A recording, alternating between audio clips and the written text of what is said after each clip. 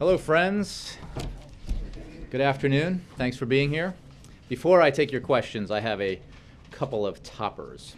The first, which goes with this graphic. Today, as part of our daily effort to highlight the benefits of the health care law, we are focusing on the Affordable Care Act's protections for consumers with pre-existing conditions, which can include conditions as common as asthma, diabetes, high blood pressure, heart disease, or cancer. Because of the Affordable Care Act, for the first time, insurance companies will be prohibited from denying health coverage for the up to 129 million Americans living with pre-existing conditions. Insurance companies will also no longer be able to charge higher premiums based on a consumer's health status or history. In fact, in Virginia, where I grew up, almost 3.5 million adults and children have pre-existing conditions. And now those people and their families will have the peace of mind of knowing that they cannot be denied coverage or charged higher premiums due to their health. Unfortunately, this is also the same number of people who would lose these vital new protections if opponents of reform had their way and repealed the law.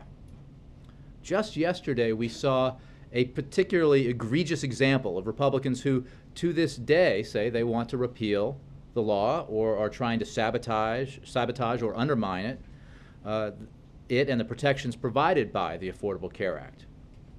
The Republican insurance commissioner in Georgia compared having a pre-existing condition to being an irresponsible driver who illegally chooses not to get insurance and then causes an accident.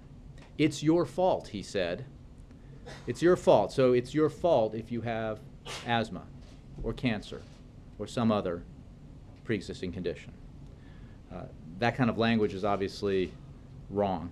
Almost half of Americans under age 65 say that they or a family member has a pre-existing medical condition.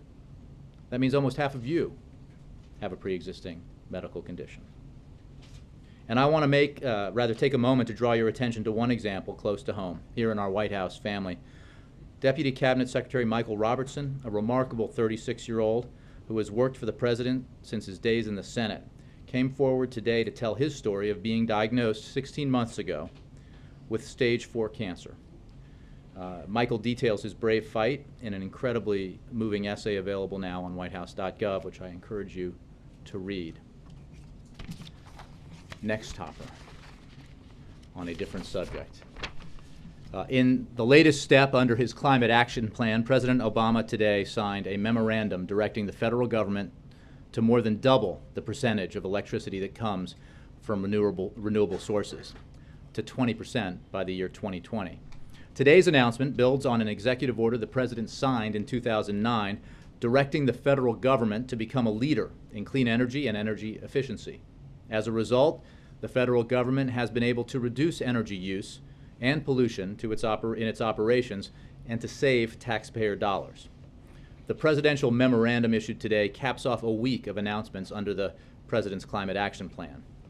On Tuesday, the administration expanded its Better Buildings Challenge and released a new fuel economy guide that provides consumers reliable, user-friendly information that can help them choose the right fuel-efficient vehicle for their family and business and to save them money at the pump.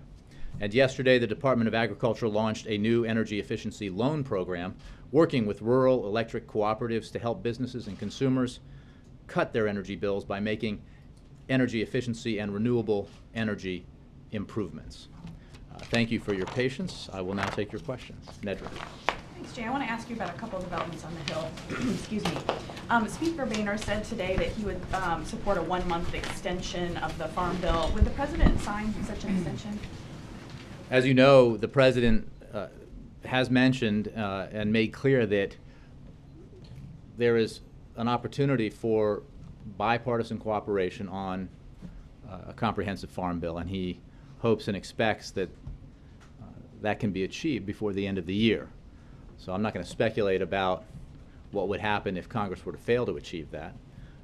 The president hopes that work will continue on that and that a bipartisan compromise is reached. We support the Senate bill, as you know, and hopefully there will be some resolution to that. Will the president support cuts to food stamps that are greater than the $4 billion over 10 years that are in that I Senate think bill? our position is clear. We support the Senate bill, and I think that on the broader issue of food stamps, you heard the president talk about it yesterday. It is unconscionable what the House of Representatives did by separating it out, and the cuts that they envision would be enormously harmful to families across the country. So the president's been clear on this. He talked about it again yesterday, and we believe there should be, as there has in the past, bipartisan support for a broad farm bill that includes the very important nutrition assistance and food programs that are provided under SNAP. And also, what is the White House position on the Murray-Ryan budget deal that's emerging? Well, what I can tell you is that there are ongoing negotiations, as has been reported, but we don't have any comment on suggestions of a deal. We'll wait and see what emerges from those negotiations. We are actively engaged with the Congress on this, but this is something that, as the president has said, he believes can be and should be worked out in a bipartisan way between the Senate and the House. So there's no reason that we should go down the path the Republicans chose to take us down in October, and the president hopes that Republican leaders who have said that won't happen again, that they won't shut the government down because of their ideological opposition to health care reform or for any other reason, will hold true, and that they'll instead negotiate a responsible compromise that makes sure that we invest in areas of the economy where we need to invest, that we make the right choices about how we deal with our longer-term fiscal issues, and that we approach all of our budget issues in a balanced way. I'm going to go to Peter. Quick question, if I can. Right now, we know across the country in 100 cities there are protests taking place where fast food workers are calling for a minimum wage hike to $15. The president has in the past endorsed plans up to $10 and change. What is the president's opinion of the $15 request? Well, I can tell you that, as the president said in his State of the Union address, and as we have said clearly about the Senate bill, the Senate proposal for $10.10, which we support, that the minimum wage needs to be raised. In real terms, it is at a true low. I don't have the specific comparative year, but it is very low comparatively over the past several decades. And this is something that there is ample proof, as the president discussed yesterday, that would not have negative impacts on job creation or economic growth. In fact, would have positive impact on economic growth. And when you look at what the president spoke about yesterday, and the fundamental idea that if you work hard, you ought to be able to get a living wage, raising the minimum wage is an essential part of that. I think another thing I know, because I saw some stories today about discussions among House Republicans about how better to, comport themselves in dealing with women candidates or issues of women. And I would simply say that the problem that Republicans have had with women isn't about language, it's about policies. One way that they could support women today is to vote to raise the minimum wage, because women disproportionately benefit from increases in the minimum wage. One thing they could do to support women in America is to stop trying to repeal the Affordable Care Act and instead work with lawmakers who want to make it work as effectively as possible, because the Affordable Care Act prohibits insurance companies from charging women double for the same insurance policies that men receive. And there are a long list of policies that the president supports and obviously Democrats support that I think are concrete examples of concern for women. But in terms of the $15 an hour number that's being thrown around today, there's no We support position. the Senate bill. I don't have a position on these protests beyond the fact that the president quite explicitly and passionately supports the need to pass an increase in the minimum wage. You spoke about some Republicans on the Hill, but the Congressional Progressive Caucus, Democrats, have written a letter to the president urging that he circumvent Congress and sign an executive order to raise the minimum wage for workers employed through federal government contracts with private companies. I haven't seen that, Peter. I would simply say that for those who watched or heard or read the president's speech yesterday, you know how strongly he supports raising the minimum wage. This has always been done legislatively, and it has been done with support from Republicans and not just Democrats in the past. The fact of the matter is, as the president cited yesterday, there are a lot of studies that show that there is no significant or measurable impact, negative impact, when you raise the minimum wage, and there are enormous positive benefits when you raise the minimum wage. And he credited those states that have taken action on their own, and he is calling on Congress to take action because the benefits would be significant to hardworking Americans across the country. Let me move around. Christy. Okay, on that, can you imagine a scenario in which that Senate bill could pick up enough Republican support to pass, and how much energy is the president willing to put into making that happen? I would simply point to what the president did yesterday in his speech, a speech that was more broadly about what he considers the fundamental challenge of our time, which is in domestic policy, which is the need to address growing inequality and diminishing opportunity. And raising the minimum wage is part of an approach that he believes we have to take as a nation to address this fundamental challenge. So you will, as he said, you will see from him, as he said, a focus on these issues every day for the remainder of his presidency. And I would note to those who might suggest that he was making a pivot yesterday that the themes he spoke about yesterday are entirely consistent with what you heard him talk about in the State of the Union, what he said in Osawatomie, and what he ran on in 2007 and 2008. It is the fundamental issue that motivates him when it comes to the future economic growth and prosperity of this country and of the middle class. Does he think the most effective thing that he can be doing toward that, on that cause, is speaking about it publicly and making that case publicly, or is he also tasking the legislative team with making it a priority? Both. Both. Alexis. Then Jim. In the past couple days, the president has taken on. I'm sorry, then Joe. Then, yeah, sorry. Go ahead. I'm just jumping ahead, but go, Alexis. Sorry. Okay. The past couple days, the president has directly taken on Senator McConnell as the minority leader of the Senate and had some harsh rhetoric directed toward him.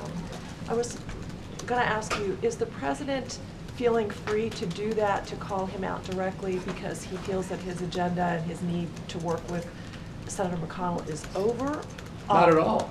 I think what you heard the president say is that yesterday was, I think he took note of the fact that Kentucky is a state where we've seen a significant number of people sign up based on what Kentucky is reporting for the Affordable Care Act under the state exchange, and that instead of calling on Congress to repeal, or for Washington to repeal the Affordable Care Act, you ought to listen to his own constituents who are demonstrating by their actions that they want and need affordable quality health insurance. And I think the singular fact of this debate over the last many years has been that, unfortunately, the Republican position has been not to offer alternatives, not to acknowledge that there are problems that need to be fixed, but to simply call for repeal. And what repeal means is a return to a world where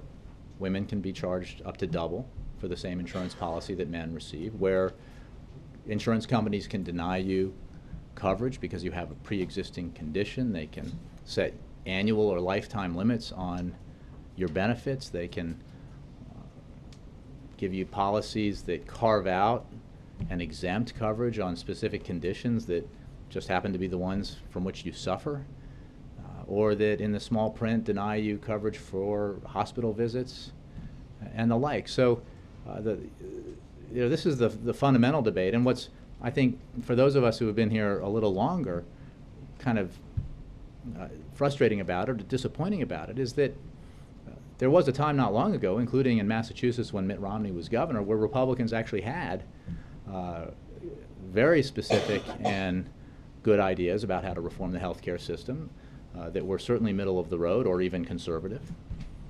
During the debates about healthcare reform in the first term of the Clinton administration, Republicans like Senator Chafee from Rhode Island and others were putting forward their own healthcare reform plans that, ironically, today look a lot like the one that the president signed into law 3 years ago. So by singling out Senator McConnell as being, in his view, wrong on the Affordable Care Act, I think that Senator McConnell has spoken out about this a lot recently. He's also the leader of Republicans in the Senate. So I don't think we or he or anyone is suggesting that, unfortunately, that he's alone in taking the position he takes among Republicans. But I want to ask, is the president also trying to speak to Kentucky voters to suggest that he is supportive of Ms. Grimes as an opponent? Oh, I see. This is about electoral politics. I didn't get where your question was coming, that it's about the election. No, this is about policy. This is about policy and the fact that Senator McConnell is a Republican leader.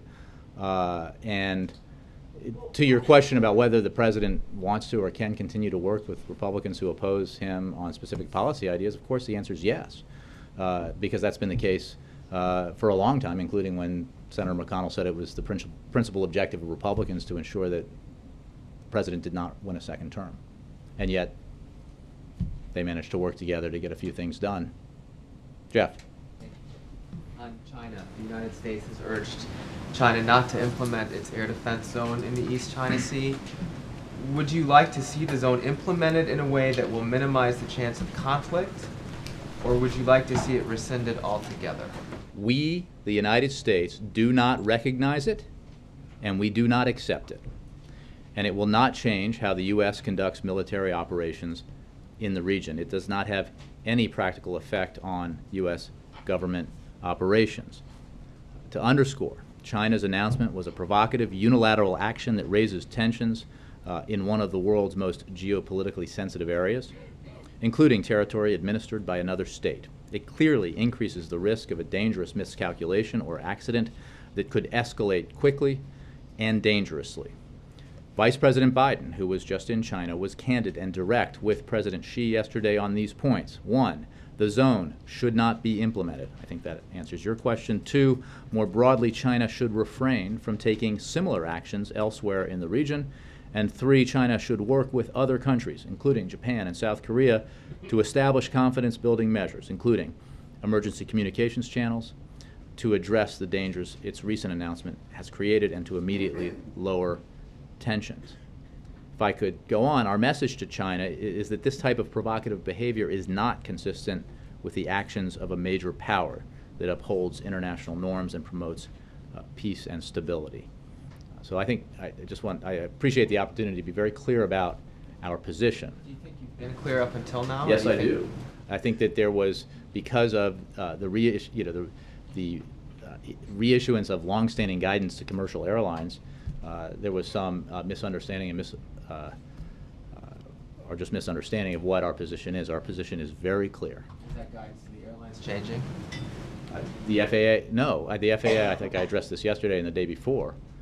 Our policy with regards to U.S. government operations has not changed. I think that has been demonstrated by action, by the fact that I have and others have made clear it is unacceptable, and that we do not recognize it. And on a budget question, would the president sign a bill that does not extend unemployment insurance past December 31st? You know, what I can't do is negotiate budget compromises from here. The president strongly supports the extension of unemployment insurance benefits. I think it's worth noting that when President George W. Bush signed into law an extension of unemployment insurance, he did so because the unemployment rate was something like 5.6%. And when the average person who was unemployed for 17 weeks. Now, even though the unemployment rate has come down significantly from its high because of the Great Recession, it is still much too high at 7.3%, considerably higher than it was when it was the right thing to do for President Bush to sign into law an extension of unemployment insurance. And the average person is unemployed for something like 36 weeks. So if it was right then, it is certainly right now to do. And as the President discussed and others have discussed and experts have noted, the benefits of extending unemployment insurance are significant for the economy, as well as obviously for those families that depend on the benefits. Does the White House have any proposal on how to pay for that? Look, we are working with Congress. I would note that for the last several years, we have successfully, or Congress has successfully found a way to extend unemployment insurance in a way that the President can sign and that was paid for. So I would simply say that this is and should be very doable, and we hope that Congress will take action appropriately. Jim. Jay, getting back to the President's speech on the economy yesterday, he said the combined trends of increased inequality and decreasing mobility pose a fundamental threat to the American dream. Hasn't that happened on his watch? No. In fact, Isn't he responsible for that? Jim, as I think you know, since he ran on this issue in 2007, the answer is, of course, that these are long-term trends. He talked about it in great detail, and I appreciate everyone's concentration and patience through what was a substantive economic speech. But he talked about data that, I think that the hinge point, if you will, was 1979, that, when he talked about what had happened since 1979. So these are trends that have been long in the making, and they have to do. These trends stabilized when he became president. Obviously, the Great Recession had Obviously, a major impact when he took office, our economy was in free fall, and we were shedding jobs at the rate of 800,000 per month, and our economy was shrinking at the fastest rate since the Great Depression. All that aside, I guess is your question. And since the President's policies have been implemented, the economy's been growing consistently for a long time now and been producing jobs consistently. But the President didn't run for office simply to get us back to where we were on the verge of the Great Recession. He ran for office, as he talked about as early as 2007, because there was this problem, and there is this problem with growing inequality and reduced upward mobility. And that has been his focus since he ran for this office, and it's why he made clear that it remains his focus, his principal priority as president, and will be throughout his term. A big part of his speech yesterday was about income inequality. He said this is one of the driving motivations for the remainder of his presidency. But that disparity has been exacerbated. No, to the contrary. I'm sure you were here. You saw that for the first time in decades, because of the president, we reduced unfairness in the tax code and addressed the imbalance through the deal at the end of last year, or January 1st of this year. I was saying, Wall Street is feeling the benefits of this recovery as it stands right now. The people on the streets right now are protesting because they want a higher minimum wage. Which they're the saying president they're not supports. feeling it. Jim, I really urge you to look at the president's speech, look at the data. The fact is the president has long supported policies and continues to support policies and has taken action on policies that go right at this issue. That work is not done. And there's no question that when he took office, that job for all of us in Washington and for everyone who's concerned about this issue was made enormously more difficult by the worst economy that we've seen in our lifetimes. The result of, in part, some truly poor policy decisions that have been made in the previous administration. So, this is the principal focus when it comes to domestic policy of his presidency. It has been since he took office, and what the president made clear yesterday is that it will continue to be while he remains in office. And those enrollment numbers that came out yesterday, 29,000 people enrolled, roughly. Numbers need to be scrubbed in the first couple of days of this month. Republicans up on Capitol, I'm sure you're aware, were saying yesterday that that is not fast enough to make up for all of these millions of people who are getting cancellation letters. Is this White House concerned that you may not be able to get all of those folks enrolled? What I can tell you is that there has been, because of the steady progress that's been made on improving the website, a significant improvement in the functionality of the website, and therefore a significant increase in the number of visitors to the website and the number of people who have been enrolling. You know, when we have scrubbed hard data, it will be released. But we're confident that those numbers are increasing. And that's what we're focused on, is delivering the product. The Republicans are spending a lot of time rooting for failure, and when there's improvement here, they say, yes, but what about this? What we're doing is addressing this and making sure that the obvious and demonstrated desire by millions of Americans to get this product, get the security that comes from being able to enroll in and receive quality, affordable health insurance is achieved, and that we do it. And we made that work a lot harder on us because of the problems with the website and other issues.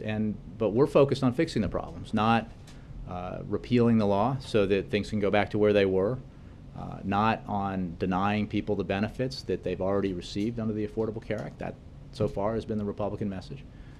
You know, we're focused on making the fixes necessary, and I know it's hard probably for Republicans to take that the website is improving, takes away some talking points, you know, forces them to, you know, look at other issues as opposed to maybe trying to actually improve people's lives through finding a way for them to get the kind of quality, affordable health insurance they deserve. And really quickly on the American killed in Libya, has the President been briefed on this? The President was briefed on it during his morning briefing, and all I can say right now is I can confirm that a U.S. citizen was shot and killed in Benghazi, Libya. We offer our condolences to the victim's family. The State Department is in contact with the family and is providing consular assistance. We are following events closely, and at this point, no individual or group has claimed responsibility. We look to the Libyan government to thoroughly investigate this killing. Out of respect for the privacy of the family, we have no further comment at this time. Michael, and then Ann.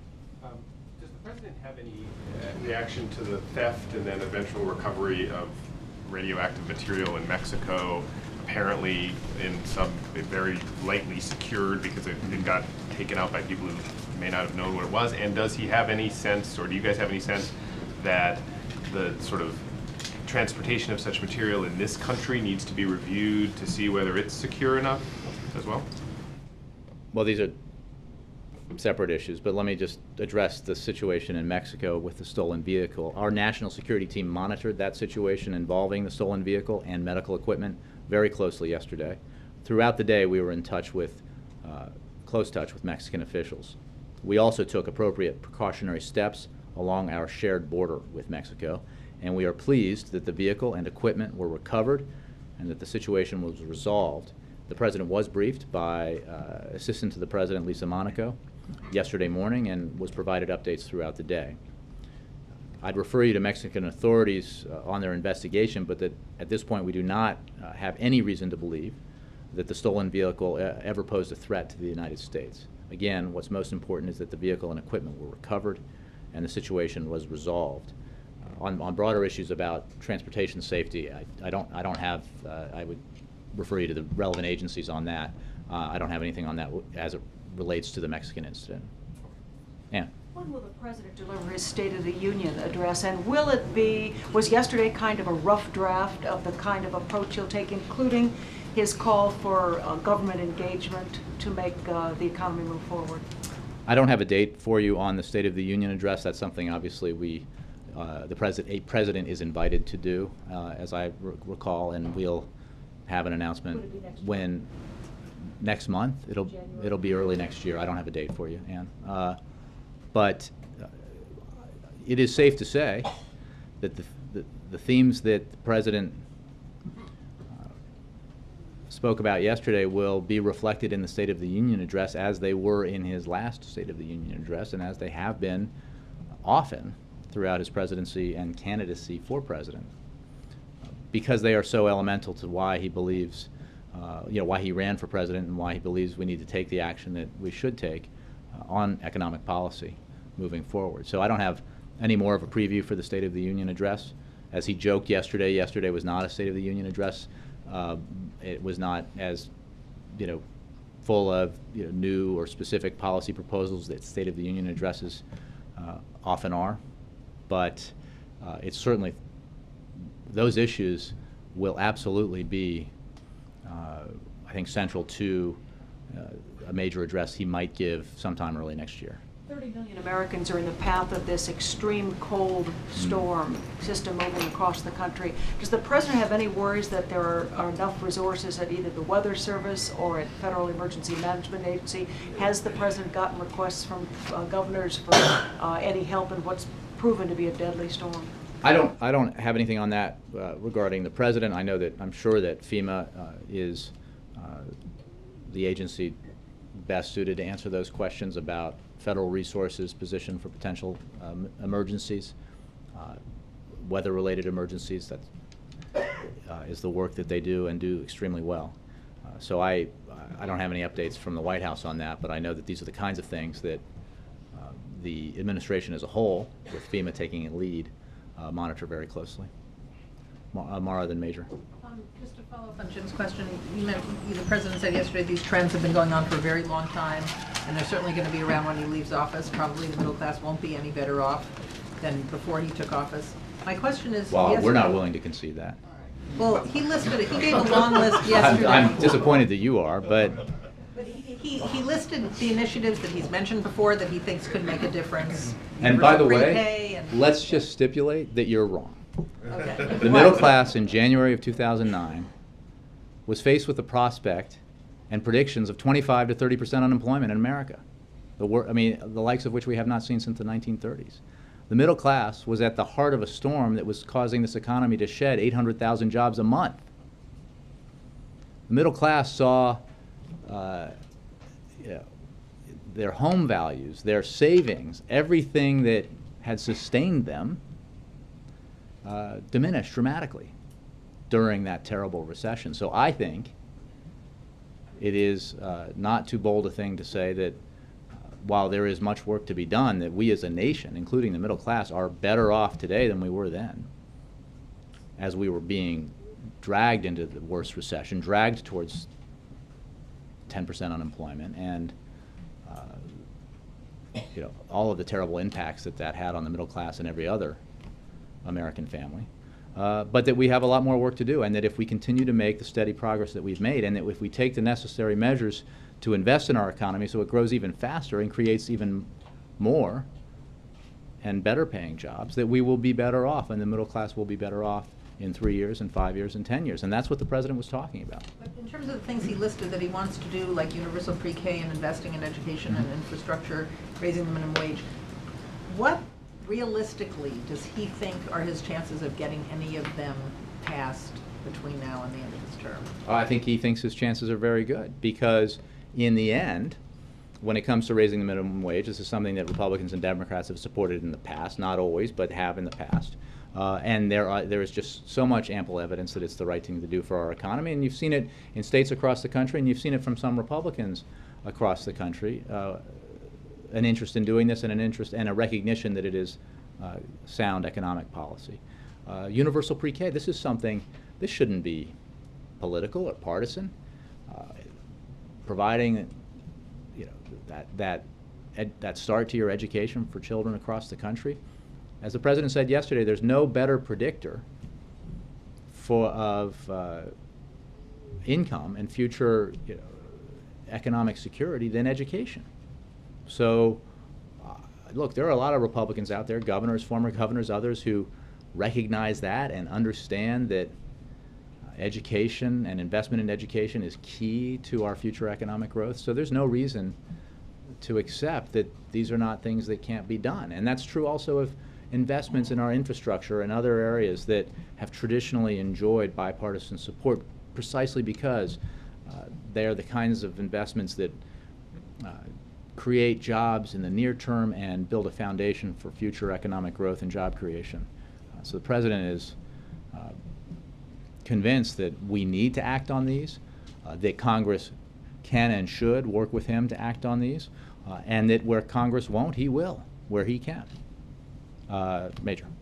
Jay, you mentioned that you hope the Libyan government investigates the killing of Ronald Smith, as is not a secret to this White House that the Libyan government has charitably a tenuous level of interaction in Benghazi. It is largely a lawless place in Libya with militias running rampant. Is it too dangerous a place for Americans to be?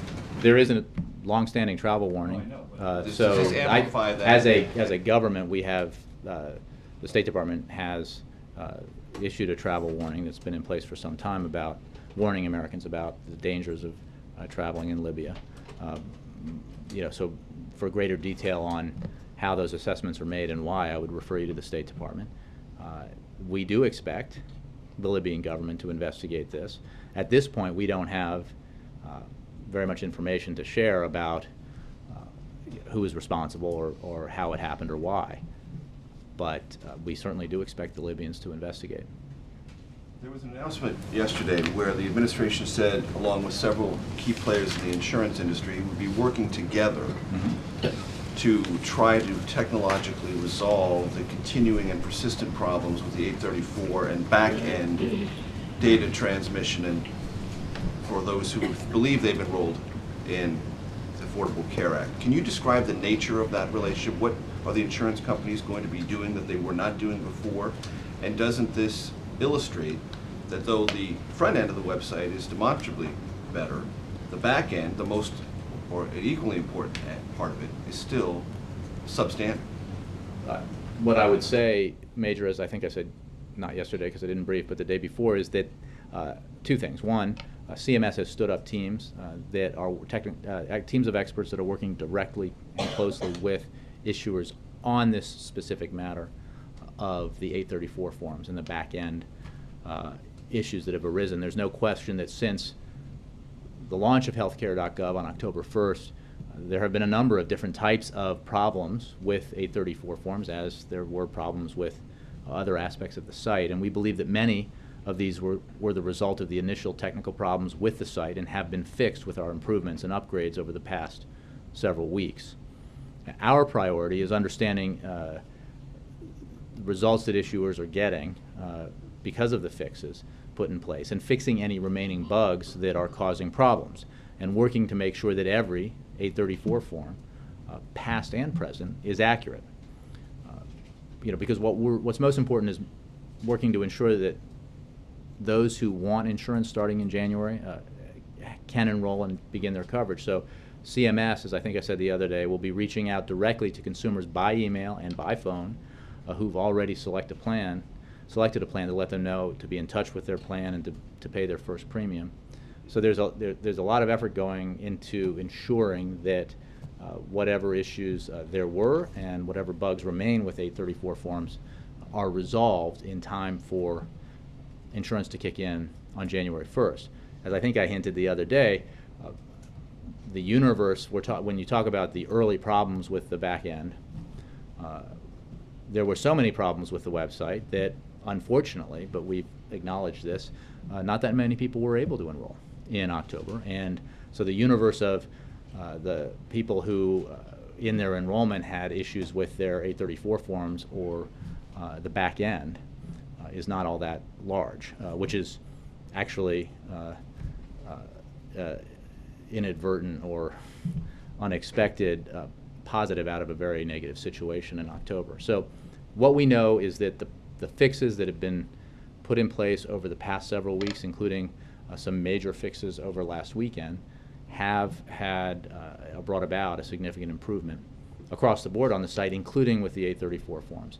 We are working with issuers regularly to look at the results of those fixes and also to address the remaining bugs that exist. I'd like you to address, because the language you just used was very general, just as it was in the early stages of the website's problems. You've now become more specific about error rates, time improvements on the front end of the website. CMS and these daily calls is still very opaque. Ask directly, what is the magnitude of the problem? What are the error rates you're seeing in 834? There's no information whatsoever. I think they're working with issuers on the specific problems and data, but I think you have to understand it's not like one. The answer, I think, broadly is yes, and we know without a fact that the problems that existed on the back end have been diminished greatly. no question, with the fixes that have been put in. And why not have the same transparency about tabulating that as you have with some of these other issues? Well, again, first of all, I would refer you to CMS because they have. we- No, I know, but we're on the- they we're on the have. line, and they provide nothing. Well, I dispute that, but To they. this direct question about numbers and magnitude of problem and error rates and things like that, they're like, we'll get to that eventually. I understand. Well, they're working very hard on this, so I wouldn't suggest they're being lackadaisical. It's a real issue. It's a hugely important issue. It is, and fixing it is a hugely important issue. When you talk about like, finding out specific percentages, it's not. These are bugs that affect like individual aspects. So to collect data on it is not as necessarily as simple as what's the error rate for this broad array of or series of small problems that may have affected 834 forms. What we know is that there were significant problems with the whole website, including the back end, and that over the course of the time that the teams were in place to make improvements to the site through software fixes and hardware upgrades, that those problems have abated, although have not been completely eliminated. And look, I think Major, as those who've noted, we've been pretty candid about the self-inflicted problems that have been created, and we're candid about the fact that even though that we hit our goal for November 30th and the site is functioning as we hoped it would, that there are still problems and we need to address those. Right, but to challenge the transparency is to work on behalf of people who may assume that they have enrolled and they have fallen into a category that insurers are now commonly referring to as ghost enrollees. People who believe that they've And Major, what I can tell you is but we they're not know in. every person who is enrolled or believes he or she is enrolled, we, the CMS and others, and they will, every one of them is being contacted and making sure that their enrollment is accurate and that they will, if they sought to enroll and have insurance on January 1st, they will have it. Hand over the data. Jay, different subject. The Boston Globe has some news today saying that the White House has changed its story about the president's relationship with his uncle, who lives in the Boston area. You know, he was under threat of deportation this week. His father's half-brother. His father's Yeah. Okay. I The believe he's his uncle, but yeah. But his uncle, correct. The White House said in 2011, I believe, that there was no record of them ever meeting. Mm-hmm. And now the Boston Globe is being told by the White House, and I assume you can elaborate here, that in fact they not only met, but they lived together briefly when the president was in law school. So how could you make that kind of mistake? Well, what I can tell you, Ed, and thank you for the question, is that back when this arose, folks looked at the record, including the president's book, and there was no evidence that they had met. There was, that was what was conveyed. Nobody spoke to the president. When Omar Obama said the other day, and there were reports that he had said the other day that President Obama, back when he was a law school student, had stayed with him in Cambridge, I thought it was the right thing to do to go ask him. Nobody had asked him in the past, and the president said that he in fact had met Omar Obama when he moved to Cambridge for law school, and that he stayed with him for a brief period of time until the president's apartment was ready. After that, they saw each other once every few months while the president was in Cambridge, and then after law school they gradually fell out of touch. The president has not seen Omar Obama in 20 years and has not spoken with him in roughly 10 years. And as I said the other day, you know, obviously this was an issue. His legal issue was one that was handled appropriately by. You can say there was no interference here from the White Absolutely House. zero interference. Okay. Yeah. Healthcare. Senator Harry Reid gave an interview back in Las Vegas to one of his stations back there, and he defended the president, previously saying, if you like your plan, you can keep it, because he was saying, as I think you've alluded to before, that policies change, et cetera. And Harry Reid said, quote, I still go back and say what I said earlier. What the president said was true. If you want to keep the insurance you have, you can keep it. Do you agree with Senator Reid? Is that still true, that if you have a plan that you like, the insurance you like, you can keep it? And I think the president has addressed this in detail, not just in answering questions, but also in making a policy change to address the problem that has arisen because of cancellation. So I think he acknowledged that this created problems that need to be addressed, and so he has. But that's just for a year, right? What the president came here and said, because he was fixing it for a year. he extended the policy that I think the rule change allowed, told the states that there was nothing in the Affordable Care Act that would prevent them now from extending those policies beyond where they could have been extended in the past. Look, the fact of the matter is, this, in the end, and when it comes to the challenges that have arisen within the rollout, I think we've been pretty honest about acknowledging where we need to make fixes, we need to make improvements, and the President is willing every day to hear from lawmakers who want to fix the Affordable Care Act, fix Obamacare, rather than repeal it, rather than go back to the status quo ante where insurers could kick you off your policy or refuse to cover you if you had a pre-existing condition. And that remains his position to this I day. realize the White House believes this is an old story, but then you have the Senate Majority Leader, a Democrat, who supports the President, supports the Affordable Care Act, saying what the President said all along was true. Look, do you I agree haven't with seen the Senator President Reid's said was true? comments. I think the President has spoken about this at length and repeatedly and has taken action on it. So I really don't have anything to add to that, Ed. Okay, last one on that. Related to Senator Reid, we didn't have a briefing yesterday, so we didn't get a chance to ask you what developed in the last 24, 48 hours. Senator Reid has now exempted not all, but some of his staffers from entering into the D.C. exchange. Isn't that hypocritical for somebody that supportive of the Affordable Care Act? I would direct you to Senator Reid's office. Well, why shouldn't they sign up like everyone else? I haven't seen that, so I would direct you to the Senator's office. Steve. Back to China. When Jeff asked you if China should rescind the zone, you said it should not be implemented. Does that mean that the U.S. would accept? Does that mean the U.S. would accept a solution in which, while China may not rescind the zone officially, it would not enforce it? I think you're looking for nuance and semantics that aren't really there. The fact is, countries have ADIZs. The United States has them. But it is not wise to unilaterally declare one in uncoordinated fashion in one of the most highly sensitive areas in the world, which includes territories administered by other countries, and then make statements interpreted by many as threatening and out of line with international aviation practice and freedom of navigation norms. That's why China's recent actions have been so dangerous and provocative. That's why we reject it, we don't accept it, and we call on China not to implement it. I think if you don't implement it, that effectively, I think that's pretty clear about what our policy is. We do not recognize it, and we have made no changes that have had any practical effect on U.S. government operations in the region. So I think we've been pretty clear about this. Margaret. I don't think the White House has announced it yet, but Brookings did, that the President is going to be among those participating in the Savant Center forum on Saturday. It's a forum about the Middle East. Can you talk to us about how prominently Iran will factor in his remarks and whether we should expect... He's not giving remarks. I think he's having a conversation, yeah. So the conversation will... I don't think he needs to prep. He's pretty engaged in the issue. Yeah. Can you talk about, although I think Netanyahu is speaking on a different day and maybe by webcast, of course, Secretary of State Kerry speaking with Netanyahu ahead of this, but do you expect that the President and Bibi will have a chance to talk again before that forum event? I don't know of any prearranged conversations. As you know, Prime Minister Netanyahu and the President speak frequently, meet frequently.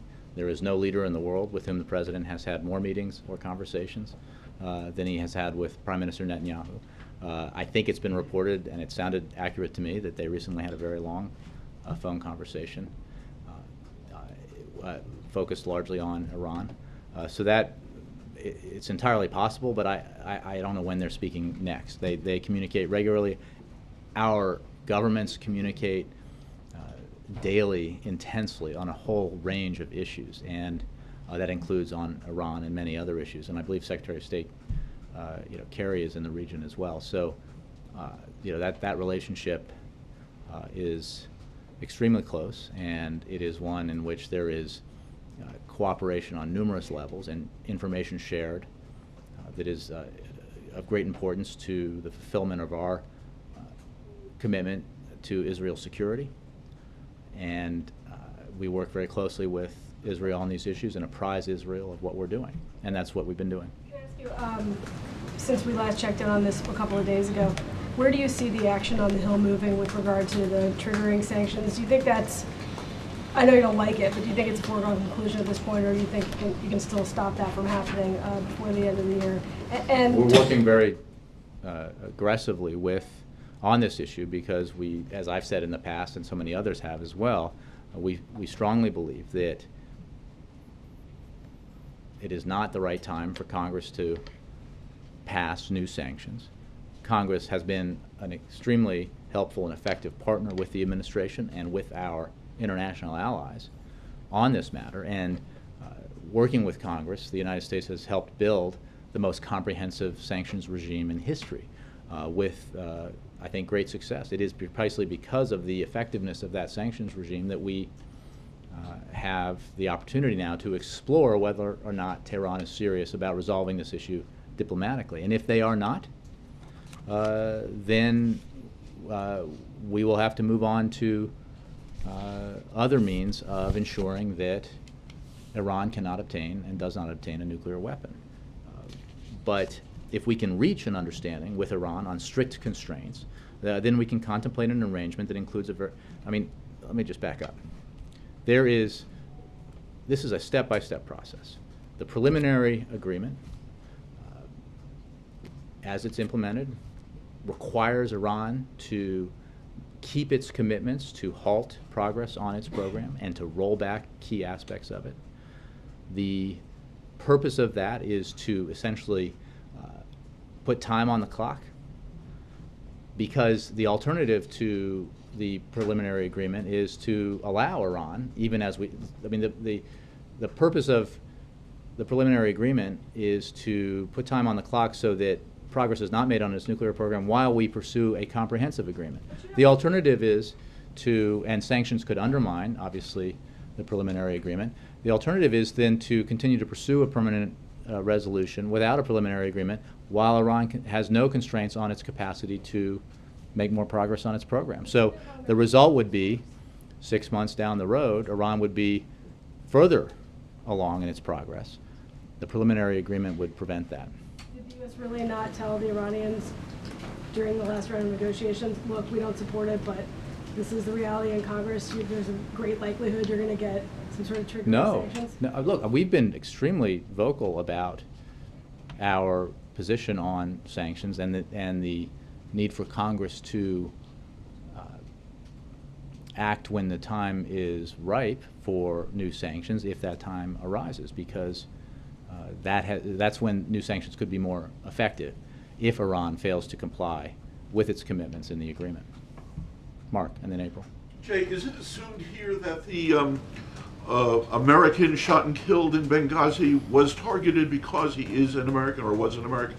We just don't have information on this right now. So what I can say about it is what I said at the top.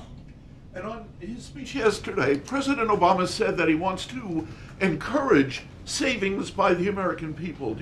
Can you elaborate on that? Does he mean bank savings? When he referred to that yesterday, you picked a little piece out of that speech to ask me about. I think rarely mentions it. I think as a general matter, and I don't want to venture too far here because I'm not steeped in the policy, but there has been an issue over the years for Americans to increase their savings rate and to reduce their debt. But I think the broader issue here is to grow the economy, create jobs, provide and act on policies that allow that to happen, including raising the minimum wage, including providing pre-K for all, including making the investments in the economy that will help create jobs here in the United States that pay well and help the middle class grow and be more secure. So, I can take that question and get you more information about the specific prescription that referred to, but I think it's part of a broader push for policies that go at the issue of growing inequality and go at the issue of diminished upward mobility. If you can get more, sure. I'd appreciate it. Yes. Oh, sorry, April, and then, yeah.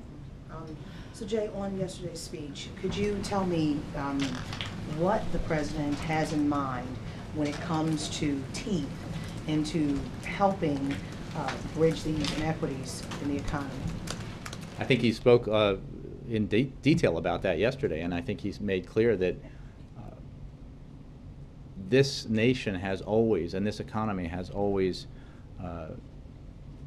grown best when it grows from the middle out, and been strongest when the middle class is expanding and becoming more secure, and that we need to address this trend that we were talking about earlier that has been in the making now for many, many years. And because the idea of who we are as a country is built in part on the notion that anybody, no matter the circumstances in which he or she is born, has the opportunity to succeed.